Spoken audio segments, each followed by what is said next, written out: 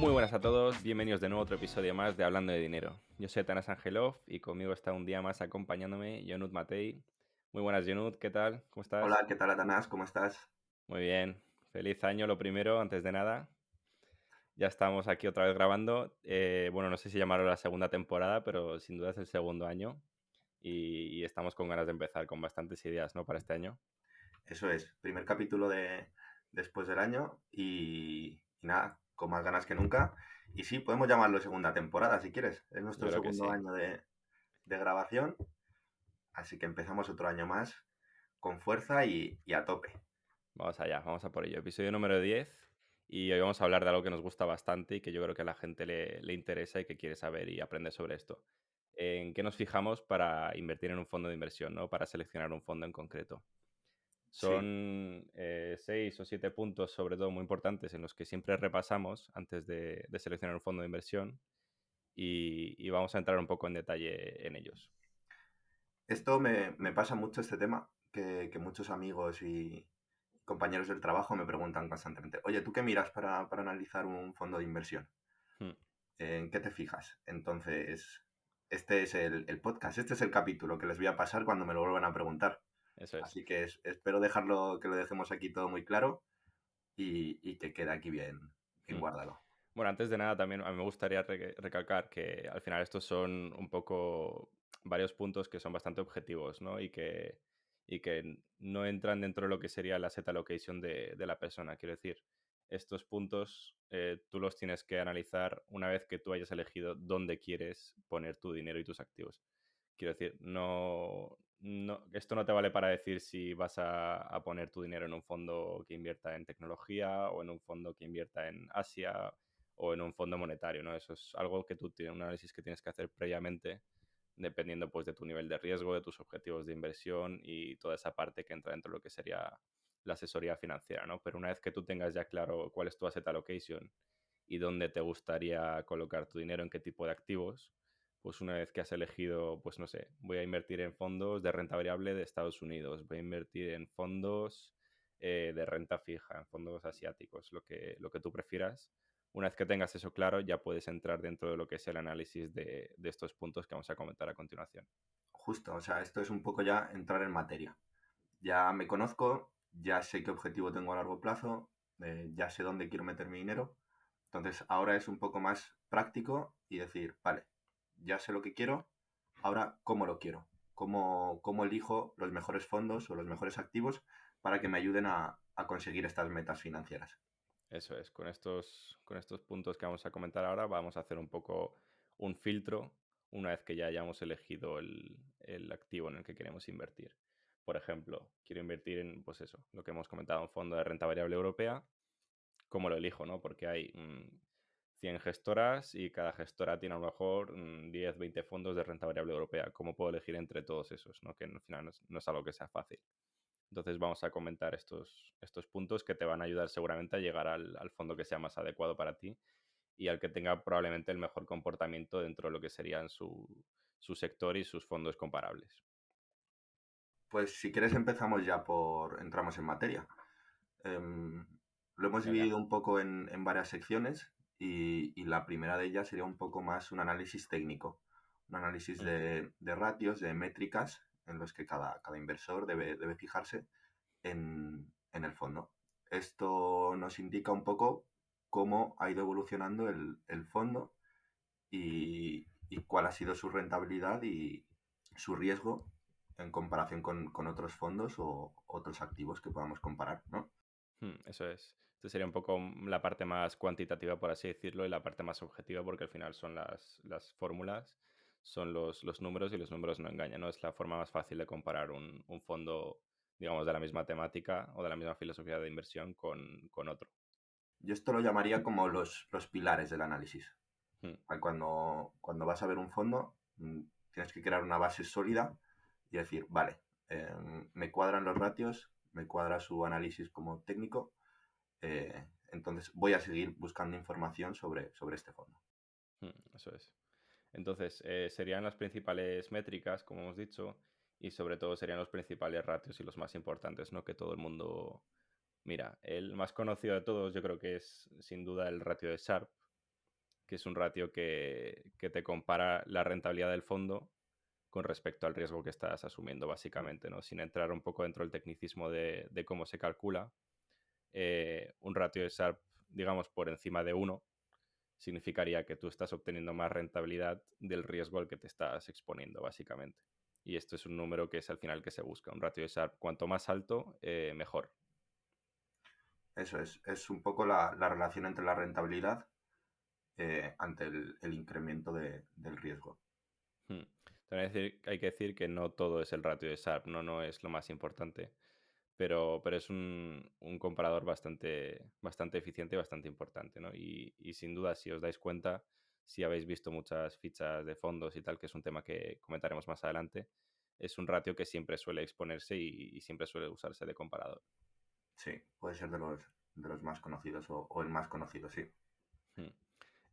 Otros a tener en cuenta también son, por ejemplo, el tracking error, que es básicamente un indicador del nivel de riesgo que se está asumiendo respecto al índice de referencia, ¿no? El índice de referencia, por si no sabéis lo que es, normalmente cada fondo suele tener un índice que suelen ser índices calculados por las empresas de rating o por Bloomberg o Morningstar, que pues eso suelen ser índices, pues el mercado europeo de renta variable, ¿no? Y a lo mejor tienes el Eurostoxx, es tu índice Mm. de referencia, o en Estados Unidos el S&P. Entonces, si digamos, el fondo tiene la misma filosofía de inversión que ese índice, pues es con el que se compara y al final, al final del año decir, pues lo he hecho mejor que el índice o lo he hecho peor, que básicamente es lo que se llama como batir al mercado o no batir al mercado. Entonces, el tracking error básicamente te dice si estás asumiendo más riesgo que el índice de referencia o no. En relación a un poco a este ratio, el siguiente paso sería la ratio de información, Hmm. que nos mide la relación entre la rentabilidad del fondo, es decir, con su benchmark, con el índice de referencia que has comentado, y el riesgo asumido en la gestión, es decir, el riesgo que el gestor asume de incorporar o disminuir un poco más el riesgo de ese Hmm. fondo. Entonces, con este ratio nos indica cuánta rentabilidad obtiene el fondo de inversión ante un incremento de una unidad de riesgo. Hmm. Eso es. A mí este ratio, si te digo la verdad, es de los que más interesantes me parecen realmente, Mm. porque es un poco el que cuenta la verdad, ¿no? Es decir, es muy fácil, bueno, muy fácil, entenderme.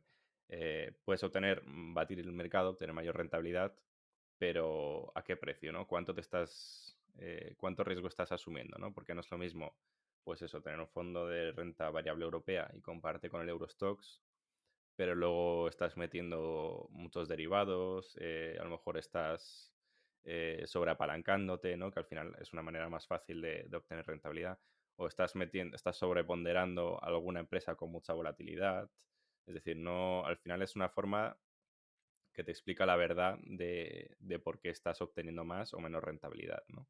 Así que para mí me parece un ratio bastante interesante a tener en cuenta. Mm. Continuando con los ratios, el siguiente que nos parece interesante sería la beta, que mide como básicamente la sensibilidad que tiene el fondo de inversión frente al movimiento de su índice de referencia. Hmm. Es decir, si tenemos una beta que es igual a 1, el fondo tiene una volatilidad igual que su índice de referencia. O sea, fluctúa de la misma manera que el índice de referencia. Si es mayor a 1, nos está diciendo que se mueve de manera más acusada, tiene una mayor movimiento frente a su índice de referencia, y lo contrario ocurre si es menor a 1. Eso es. En resumen y para entenderlo, pues básicamente si tu índice de referencia es el S&P 500 y en un día en concreto o en una semana concreta el S&P 500 sube un 5%, si tienes una beta de 1, tu fondo subirá aproximadamente un 1% también. Si tu beta es superior a 1, tu fondo va a subir más de un 5% y si es inferior, pues menos. Y lo mismo ocurre en las caídas. Si existe una caída grande de mercado de 5 o 10%, si tu beta es superior a 1, tu fondo va a caer con más fuerza que el índice de referencia. Exacto. Por continuar, otra ratio muy conocida y muy interesante sería el alfa, ¿no? alfa nos mide la calidad o el exceso de rentabilidad que obtiene el gestor Sí, frente al índice de referencia. Es decir, lo bien que lo ha hecho el equipo gestor en comparación con el índice de mercado con el que se compara. eso es. El alfa básicamente, pues eso te mide el exceso de rentabilidad. Un alfa por encima de cero, es decir, un alfa positivo, nos indica que el gestor del fondo básicamente ha sido capaz de superar el índice de referencia y de obtener una rentabilidad superior. Entonces es un índice, bueno, un índice, una métrica que usan sobre todo las gestoras de fondos y los gestores para compararse con otros fondos de la misma temática, ¿no? Y decir, pues mira, he obtenido un alfa de un 1% o un 2% porque he sabido superar el mercado en este porcentaje. Entonces también es un ratio bastante interesante, sobre todo viéndolo con retrospectiva, ¿no? Mm. Es decir, si tú ves que un fondo ha sido capaz de obtener un alfa positivo durante los últimos 5 o 10 años, pues ya a mí me empieza a llamar la atención, ¿no? Ya empieza a ser un fondo bastante atractivo, porque un alfa positivo se puede obtener, no es algo que sea difícil de obtener, ¿no? Pero es algo que es difícil de obtener de manera constante. Sí, es un poco lo que se le pide al equipo gestor. Es decir, a un fondo activo lo que le pedimos es que tenga un alfa positivo, que Exactamente. sea superior a la rentabilidad de mercado. Entonces, el conseguir un alfa de manera recurrente nos indica que el equipo gestor lo está haciendo bien.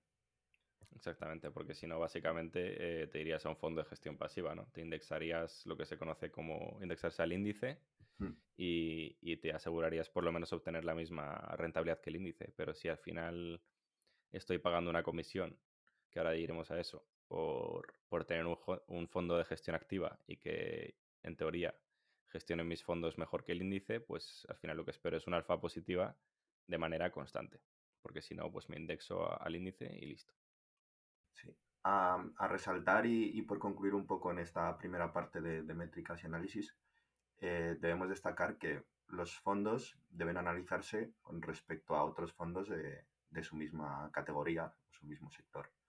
Es decir, es interesante que cuando elijamos un fondo busquemos 3 o 4 alternativas y vayamos comparando estos ratios en función de cada uno de ellos y los comparemos eso, entre ellos Mm, para situar un poco la ratio. Es decir, ¿cómo sabemos que el alfa es bueno?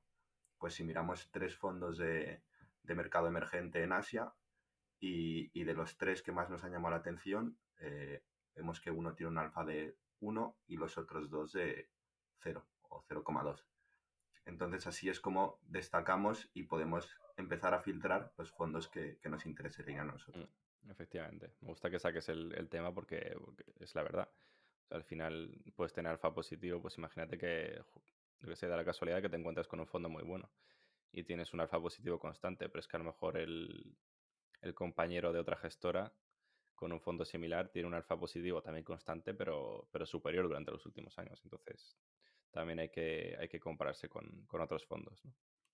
Y si te parece, pasamos al segundo punto, Sí, que, bueno, es el que se fija mucha gente, ¿no? Y a ver, es muy importante porque al final es lo que diferencia entre unos fondos, sobre todo la gestión pasiva y la gestión activa, y es el precio, ¿no? sí, el tema muy importante. Siempre lo resaltamos en todos nuestros episodios cuando hablamos de inversión. Destacamos lo importante que es el coste, lo importante que son las comisiones dentro de nuestras inversiones.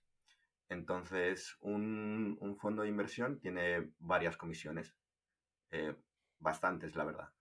Destacamos entre ellos la comisión de gestión del equipo gestor, es decir, cuando nos cobra el gestor por realizar su trabajo, el comisión de depósito, que es lo que cobra la depositaria por mantener los fondos, Hmm. y luego tenemos otros tipos de comisiones, como pueden ser de suscripción o reembolso, cuando compramos o vendemos las participaciones, o otras comisiones de servicios. Ya pueden ser por tipo de cambio, por servicios externos que tenga el fondo. Hmm. Entonces, hay muchísimas comisiones y nos tenemos que fijar en todas, pero sobre todo en, el, la ratio ¿cómo llamarlo? el acumulador de todas estas comisiones, que es el TER, ¿no? ¿Qué es Sí. el TER? Pues básicamente es tú lo has dicho, la suma de todas las comisiones, por así decirlo. Entonces al final es muy importante ver cuánto te están cobrando y qué te están dando a cambio, ¿no? Esto al final, aunque sea algo de finanzas, aunque sea un producto financiero, no deja de ser un producto y la forma de compararlo es lo mismo, calidad-precio.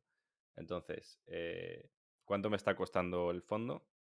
Y merece la pena tenerlo por la rentabilidad que me está aportando. Porque al final, si tú estás pagando un 1 o un 2% por un fondo de gestión activa, estás esperando que supere con diferencia al mercado, ¿no? Para que eso que tú estás pagando te merezca la pena. Porque si no, las alternativas, que son la gestión pasiva y el indexarse a un índice, ya sea mediante un fondo indexado o mediante un ETF, son mucho más baratas, ¿no? Cuando las comisiones en ese tipo de fondos suelen estar en torno al que 0,15, Mm, 0,30% como sí, mucho.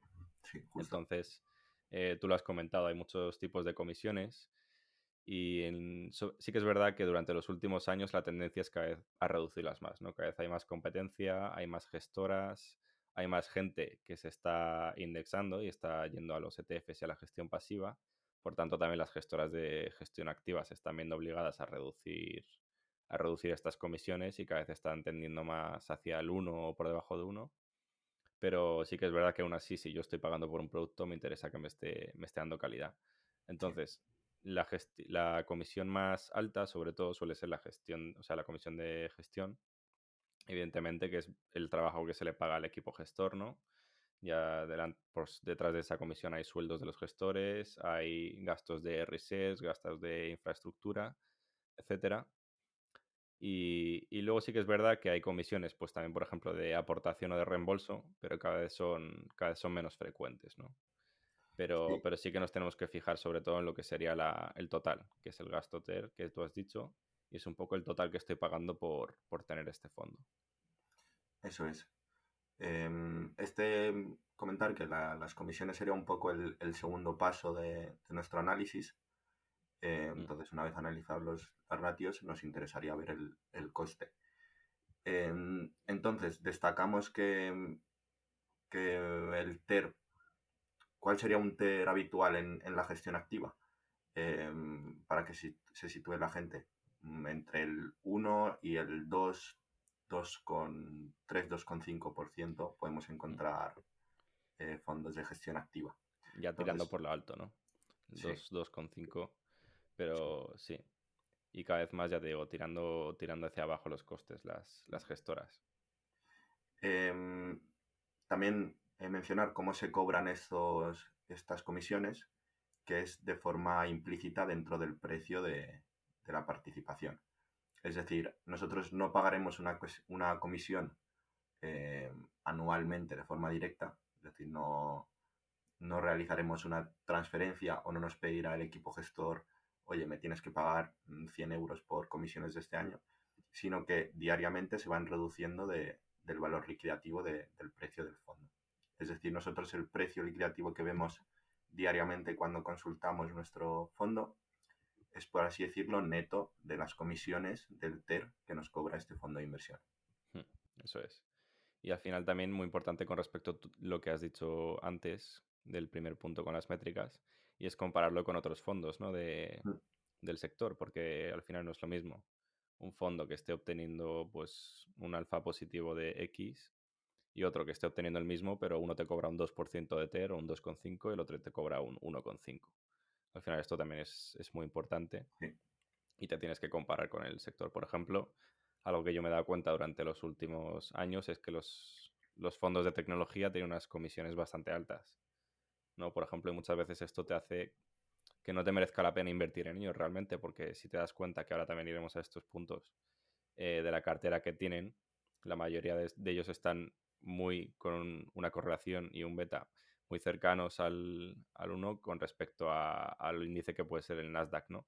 mm, Entonces te voy a pagar un 2% que es alrededor del precio que están pidiendo muchas gestoras y muchos fondos de tecnología, para que te compres las FANG, ¿no? Que son las 5 empresas que todo el mundo conoce, de Google, Facebook, Apple, etcétera, ¿no?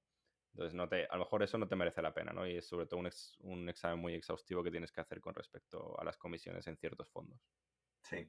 Yo he de decir que personalmente, cuando comparo fondos, em, termino siempre comprando el más barato, porque a largo plazo se nota muchísimo un 0,2, un 0,3% de TER de diferencia. Sí, Entonces, muy bueno tiene que ser el caro para que lo termine eligiendo. exactamente. Ah, y un último punto respecto a esto que no hemos comentado, que es también el distribuidor. El distribuidor suele llevarse también una comisión que Mm, suele ser bastante baja, pero no puestos a comprar el mismo fondo. Si tú puedes comprar el mismo fondo dentro de un distribuidor, sea el que sea, MyInvestor, yo que sé, Indexam, el que sea, y uno te pide un 0,15 y el otro te pide un 0,25, pues oye, si a igualdad de condiciones vas a comprar el mismo fondo, vete al que te pide el 0,15, justo. lógicamente. Que esto muchas veces la gente no se da cuenta porque dice, no, si estoy comprando el mismo fondo, ya, pero es que una te está cobrando un poco más simplemente por el hecho de tener una cuenta abierta con ellos y el otro pues menos. Sí, esto es solamente por comercializarlo, por vender. Es la comisión que se lleva el intermediario, como bien has dicho, pues ya puede ser cualquier banco, por vendértelo y por darte acceso a este fondo de inversión. Eso es. Bueno, punto número 3, también es muy importante y es algo a lo que la gente no hace alusión muchas veces, que es la liquidez del fondo, ¿no? ¿A qué me refiero con liquidez? Me refiero a la facilidad que tú tienes tanto de entrada como de salida en ese fondo, ¿no? La facilidad con la que tú puedes comprar o vender participaciones y puedes convertir tus activos y tus participaciones en cash, ¿no? Esto quiere decir, pues si te piden alguna inversión mínima y luego a la hora de aportar y reembolsar, la facilidad que tienes para ello. Sí, básicamente los días que tarda, ¿no? en devolverte el dinero. Un fondo, por lo general, si es bastante líquido, un fondo grande, te suele tardar pues un par de días, 3 días, en que tú emites la orden de venta o de compra en convertirse esa orden, en devolverte el dinero, por así decirlo. Entonces es muy importante que invertamos en fondos líquidos, que nos den una mayor seguridad a la hora de Mm. reembolsar nuestro dinero. Sí, y también sobre todo pues el tema de las comisiones, ¿no? Muchos fondos, como comentábamos antes, te cobran comisiones por reembolsar o por aportar, entonces eso es algo importante. Y Mm, también muchos fondos, sí que es verdad que no la mayoría, pero hay muchos fondos que tienen periodos de lo que se llama periodos de liquidez.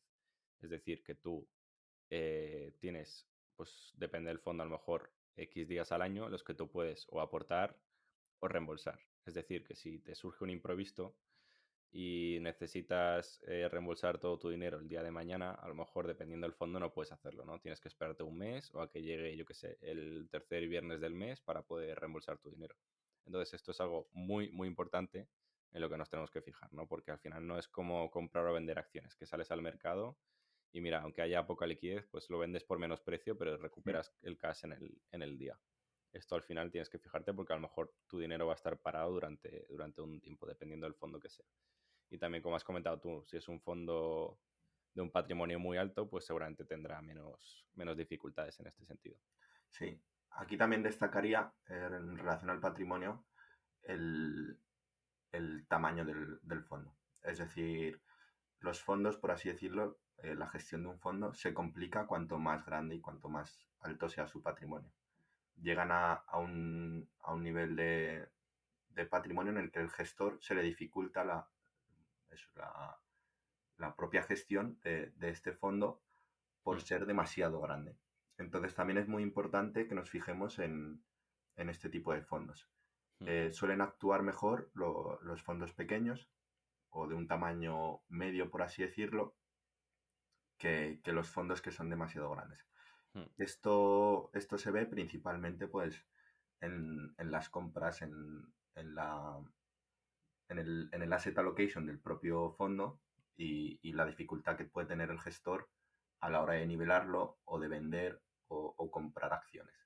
sí, Sobre todo porque si él, por ejemplo, necesita o tiene en mente alcanzar un 2% del fondo en una empresa, puede ser que esa empresa sea demasiado pequeña o demasiado, em, sí, pequeña y el patrimonio que maneja el fondo no puede adquirirla por tamaño, sí. por inversión. También muchas veces lo que suele pasar cuando un fondo llega a ser demasiado grande es que se crean lo que se conoce como subclases, ¿no? Si alguna vez habéis visto, a la hora de contratar un fondo, pues veis que tiene el mismo fondo con el nombre acabado en A o en D o en Mm, E. Esas letras al final del fondo significan varias cosas, ¿no? Algunas de ellas significan, pues son características básicamente, entonces algunas sí, significan que tiene una inversión mínima superior o inferior, otras significan que tiene la divisa cubierta o que no tiene la divisa cubierta, etcétera, ¿no? Hay diferentes sí, subclases, entonces a lo mejor del mismo fondo, que tiene como base la misma filosofía de inversión, se crean distintas subclases de fondo, ¿no? Por ejemplo, cuando comentabas, el fondo llega a ser muy grande, pues se hace una subclase en la que la inversión mínima es, pues yo qué sé, 500 euros. Pero luego hay otra subclase en la que la inversión mínima son 10.000 euros, ¿vale? ¿Qué es lo que lo diferencia? Porque obviamente dirás, vale, pues yo preferiría, obviamente, invertir en la subclase que tiene la inversión mínima inferior, ¿no? Si el fondo es el mismo, sí, pero normalmente lo que se diferencia entre estas subclases es la comisión. mm, Al final, cuanto más facilidades o más ventajas te da esa subclase, por así decirlo, más te va a costar en lo que es la comisión de gestión. Pero al final, aunque a lo mejor la cartera, la composición sea la misma, pero tendrá esa diferencia en precio. sí. Me gusta que menciones las clases porque es un tema que crea mucha confusión y la gente no lo entiende muy bien. Y sí, es lo que comentabas tú, cada una de las clases pues va en función de la divisa, puede haber clases en euro, en libras, en dólares, puede haber clases de inversiones para partícipes minoritarios o para institucionales, hedge, que esté cubierta la divisa, etcétera. Eso es, eso Entonces, es. sí. Vale, pasamos al siguiente punto, si te parece, que sería un poco el track record, ¿no? El track record nos referimos con esto al comportamiento del fondo durante los últimos años. Si bien es verdad que siempre nos dicen, y es algo al que hay que hacer caso, que comportamiento pasado no certifica rentabilidades futuras, ¿no? Mm, Sí que es importante mirar cómo ha sido el comportamiento. Quiero decir, a ver, no porque el fondo haya hecho un 20% durante los últimos 3 años, te lo va a hacer en el que viene. Pero sí que a justo, nosotros nos gusta mirar, sobre todo, cómo se ha comportado el fondo en ciertas épocas y en determinadas circunstancias de mercado, ¿no? Por ejemplo, grandes crisis en las que el índice de referencia ha caído pues un 15, 20, 30%, o por ejemplo, épocas de alta volatilidad, ¿no? justo. Es muy importante ver, por ejemplo, ahora tenemos los ejemplos recientes del COVID. Pues a la hora de analizar un fondo es muy interesante ver lo que pasó hace año y medio, 2 años, con la caída abrupta del mercado. Entonces, un fondo nos resultará más atractivo si ha reducido o ha caído menos que el índice de referencia. Es decir, si el Standard Poor's 500, o sea, se compara con él, ha caído un 15% o un 25% de máxima caída durante esa época y nuestro fondo, nuestro gestor, ha podido reducirlo a un 7-8%.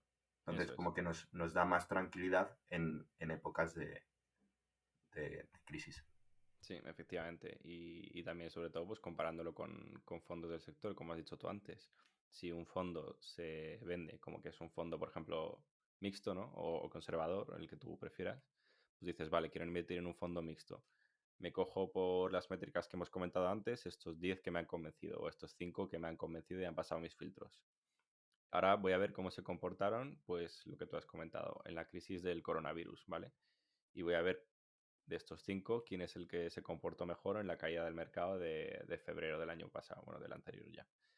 Y es una comparación muy importante, ¿no? Porque todos pueden tener, pues eso, valores similares en cuanto a Sharp, a Alpha y tal, pero al final, si uno ha tenido una caída más grande, dices, joder, pues prefiero el que se ha sabido comportar mejor, ¿no? Hmm, El equipo gestor me está demostrando aquí que lo supo hacer mejor, que supo prever esta crisis o que supo actuar con mayor rapidez. Y también a esto ayuda mucho los años de vida que ha tenido el fondo. Es decir, no es lo mismo un fondo que tenga 3 años de vida a un fondo que tenga 15 o 20, ¿no? Porque también puedes tirar más para atrás en el tiempo y decir, vale, pues durante esta caída o durante esta época de volatilidad, o ya no solo caídas y volatilidad, sino, por ejemplo, años en los que ha habido mucha lateralidad, es hmm, decir, que el mercado se mantiene que ni sube ni baja, ¿no? Pues a ver qué gestor ha sabido aprovecharlo mejor. Porque si a lo mejor pasamos ahora a entrar en una zona de mercado lateral, en la que estamos un par de años que no se mueven los mercados, ¿no? Que, por ejemplo, es una cosa que se está planteando ahora con respecto a la situación en la que está la economía, pues oye, ¿qué gestor va a saber hacerlo mejor en este tipo de mercado? Sí. Y eso es muy importante. Yo personalmente me fijo mucho en los años que tiene de vida el fondo de inversión. Ujú. Me da muchísima tranquilidad que tenga un bagaje y bastantes años de eso, desde su creación. No suelo comprar fondos que se hayan creado recientemente. Em, 2, 3 años lo considero poco tiempo y sí que personalmente me da mucha más tranquilidad ver fondos que de Sí, 5, 10 o más años. sí, estoy bastante de acuerdo contigo en ese sentido. Vale, vamos a pasar a rematar, ¿no? Un poco con los últimos Mm. puntos. Y otro muy importante que a nosotros nos gusta mirar, ¿vale? Es la composición de la cartera, evidentemente. Si voy a comprar un fondo, quiero saber en qué está invirtiendo, ¿no? No es porque piense yo que sepa más que el gestor, pero sí que quiero ver un poco de qué está obteniendo su rentabilidad, ¿no? Y los resultados que estoy viendo en él, quiero saber cómo los está obteniendo. Por ejemplo, pues el ejemplo que he dado antes, si compro un fondo de inversión en tecnología, quiero ver qué tipo de tecnología está invirtiendo, ¿no? Si veo que sus principales posiciones, que suman el 25%, son Apple, Google, Facebook, pues a lo mejor no es un fondo tan interesante, ¿no? Porque eso lo Sí. puede hacer cualquiera. Eso lo puedo hacer yo y me ahorro el 2% de comisión. Ahora, si veo un fondo en tecnología que está invirtiendo en muchas empresas de valor o poco conocidas o que durante los últimos años han tenido un tirón espectacular, que digo, joder, este gestor ha sabido ver el valor en esta empresa, ¿no? Mm. Realmente me está aportando cosas que otros gestores no me están aportando o que el índice no me está aportando. Pues ahí es donde empieza a ser un fondo bastante interesante. Sí, en esta parte yo destacaría que, como tú me dices, cuando compramos un fondo de inversión de gestión activa, tenemos un poco que pedirle algo más a ese fondo. Es decir, ¿qué me está dando a cambio de esta comisión que lo estoy pagando yo? Porque si es un fondo con eso, con las principales posiciones de un índice, del Nasdaq, por ejemplo, no te vale la pena pagarle el 2% o el 1,8% de TER al año por lo que dices tú. Eso lo podemos hacer nosotros fácilmente comprando con un broker las acciones. Claro. Entonces, hay que pedirle algo más a un fondo si es de gestión activa, porque si no, directamente nos vamos a la gestión pasiva, nos indexamos y tenemos el mismo comportamiento. Exactamente. Y esto nos lleva al siguiente punto, ¿no? Que es el track record, pero en este caso del equipo gestor. No me refiero al fondo en sí, sino a los gestores del fondo o gestor en el caso que sea. Mm. Y con esto nos referimos un poco a ver cuál es el historial del gestor, ¿no? Un poco por pues cuántos años ha estado en activo, bueno, ya no te digo la formación que tenga, pero sí también puede ser importante, en qué gestoras ha estado, qué tipo de fondos ha estado gestionando, ¿no? Porque, por ejemplo, si veo un gestor que ahora mismo estoy viéndole en un fondo de eso, de tecnología, y veo que su historial es gestor de renta fija, pues a lo mejor ya no me es tanto de fiar, ¿no? Mm. O me puede generar ciertas dudas. O veo un gestor que está empezando a invertir o tiene un fondo ahora mismo de gestión de inversión sostenible y veo que su historial ha sido en otro tipo de fondos que no tienen nada que ver, pues a lo mejor no me da tanta confianza como uno que ha estado, por ejemplo, siempre en el mismo sector y siempre ha obtenido buenos resultados, ¿no? Esto para mí es la parte, mi parte favorita, la verdad, del análisis de fondos, por así decirlo. Entonces, es muy importante y la gente no le suele hacer el caso que merece a este área. Entonces, como tú bien dices, es conocer al equipo gestor, conocer a las personas que van a llevar tu dinero y yo aquí le doy especial importancia porque tiene que ser como, para mí una relación de confianza. Tú le Sí, estás dando tu dinero a ese gestor, entonces yo personalmente paso muchísimas horas entendiendo y conociendo a ese gestor. Desde, desde cualquier cosa, como decías, estudios, donde ha estudiado, artículos que tenga publicados, sobre todo entrevistas, sí, un poco ver el pensamiento y cómo va a llevar tu dinero. Esto es muy importante porque esa persona tiene que ser afín a ti y le tienes que entender y entender su manera de llevar el fondo. Entonces, quiero destacar aquí, quiero que quede bastante claro en este episodio que para mí es una de las partes más importantes del análisis de fondos, el conocerle y ver quién es el equipo gestor, si ha cambiado, etcétera. Sí, sí, esto que has comentado justo ahora también es bastante útil, ¿no?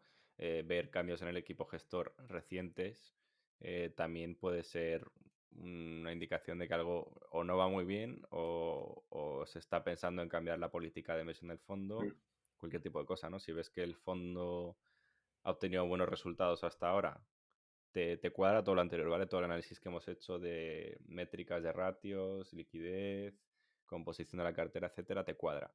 Estás convencido con el fondo, resultados muy bien, tal. Y de repente ves que el gestor estrella que ha estado llevando el fondo durante los últimos 10 años cambió el año pasado, se fue a otra gestora y han traído un gestor nuevo. Mucho ojo ahí, ¿no? Eso es un warning bastante importante. También otras cosas que son muy útiles de ver, las cartas anuales, ¿no? Y las mm, cartas trimestrales. Sobre todo, pues también como lo que hemos comentado antes con el track record del fondo en sí. Las cartas anuales, la opinión del gestor en épocas de crisis, cuál ha sido su filosofía, cómo ha sabido llevarlo, ¿no? También estos son herramientas muy útiles que podemos usar. sí, yo recomiendo muchísimo el hacer una revisión periódica de nuestros fondos de inversión, revisando un poco la documentación disponible que existe en los fondos. Ya puede ser el folleto o Mm, la carta mensual o trimestral o anual, depende de cada fondo. Los gestores hacen unos comentarios sobre la evolución del fondo y sus perspectivas. Entonces son muy interesantes. También el fact sheet, que es un poco la ficha en la que nos enseña un poco la rentabilidad del último periodo, del último mes, último trimestre, como decía. Entonces es un poco obligación nuestra como inversor llevar un seguimiento de estos fondos y revisarlo cada cierto tiempo para ver si no ha cambiado nada o ha cambiado de política o de forma de invertir. exacto, exactamente. Y ya un poco por concluir, pues vamos a comentar algún otro tipo de cosas en las que nos fijamos, ¿vale? Y que esto ya también un poco depende de la opinión de cada uno. Mm, Pues por ejemplo, como puede ser la cobertura en divisa del fondo, las políticas de inversión, pues como comentamos ahora, si han cambiado o no durante los últimos años, ¿vale? Porque esto muchas veces también te puedes fijar en un fondo que ha obtenido muy buenos resultados durante los últimos años, pero no te has dado cuenta de que en el año pasado cambió de política de inversión. En realidad esto te lo muestra en el track record, los resultados anteriores, pero ahora el fondo, aunque se llame igual, o aunque lo lleve el mismo equipo gestor o tenga el mismo ISIN, a lo mejor no tiene nada que ver con lo que era el fondo hace 5 años, ¿vale? mm. Entonces, este también son cierto tipo de cosas que a primera vista no se ven, pero que si te pones un poco a hacer análisis en el pasado del fondo y te pones un poco a investigar, pues te puedes dar cuenta, ¿vale? Y respecto al otro, pues eso, otro tipo de características, como puede ser cobertura de la divisa, que a lo mejor te interesa o no te interesa. Pues bueno, cualquier tipo de detalle que puedas fijarte son bastante importantes, ¿no? Sí. Yo creo que hemos hecho una buena revisión, ¿no? De todo el cómo analizar un fondo de inversión. Creo que no nos dejamos nada Mm, y, y que ha sido bastante completo este sí. episodio. Como un tip final, pues deciros un poco cómo podéis hacer esto, ¿no? Porque al final hay muchísimos fondos y ir uno por uno analizando a lo mejor te puede llevar mucho tiempo, pero hay cierto tipo de herramientas, algunas distribuidoras o páginas web que al tener tanto fondo dentro de ellas te pueden facilitar un poco el trabajo de investigación, ¿no? Por ejemplo, creo que Renta 4 tiene un Sí, comparador muy bueno de fondos. No sé si MyInvestor también puede tenerlo. Morningstar o páginas como qué fondos, ¿no? Que te permiten sí, agregar varios fondos a la vez y te comparan todas estas métricas entre, sobre todo las que son más cuantitativas, ¿no? Las más matemáticas. Entonces son herramientas que podéis usar para hacer este estudio, este análisis, sobre todo de comparación entre un fondo y otro. sí, como un poco tip también práctico es eso, fijarse y fijarse en varios fondos, elegir 3 4 5 10 máximo fondos a comparar, siempre muy destacable que sean de la misma categoría, es decir, no podemos comparar peras con manzanas, Mm. y una vez que las tengamos, o sea, una vez que tengamos esos 5 fondos que nos gustan, ya compararlos entre ellos para elegir el que más el que más se acerca a nosotros, el que más nos ayudaría a conseguir nuestras metas. Eso es. Pues oye, Jonut, me parece que lo hemos dejado todo muy claro. Me alegro de haber vuelto y de estar ya en esta segunda temporada, ¿no? Por así llamarla. Y te veo en el siguiente episodio. Eso es, guardar este episodio y espero que tú también y a cualquier amigo que nos pregunte cómo invertimos en fondos de inversión que miramos, directamente les pasemos este link, que Eso creo que ha es. quedado muy bien. Espero que a la gente le haya gustado, le haya parecido útil y que cualquier cosa, cualquier duda, saben dónde encontrarnos en Twitter, en el blog y que nos dejen cualquier comentario. Eso es. Muchas gracias, Jonut. Te veo en el siguiente. Muchas gracias.